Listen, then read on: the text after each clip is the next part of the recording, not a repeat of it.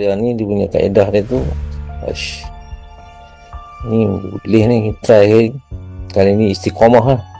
Dia kata dulu orang bagi free pun kita lari, ni kita bayar, tak apa kita bayar kita bayar sampai kita boleh baca lah. Yang mana kaedah ni saya nampak baik pada diri saya dan juga pada orang lain jugalah.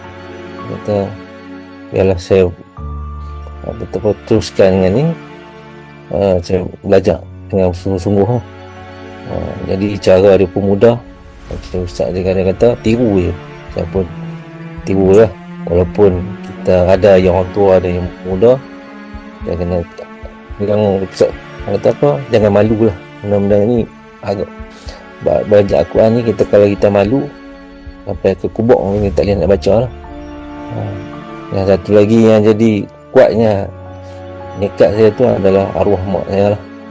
Bila dia dah meninggal, macam mana kita nak pergi Yasin, kita tak kerti nak pergi Yasin. Ikut orang lah.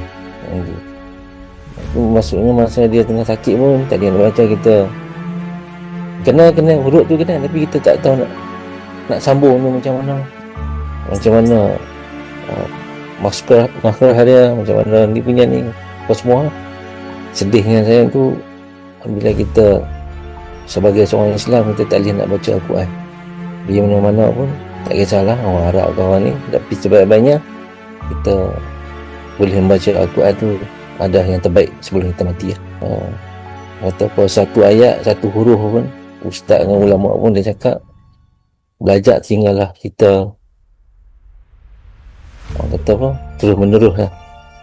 Walaupun kita merangkak-rangkak, kita teruskan belajar Al-Quran ni.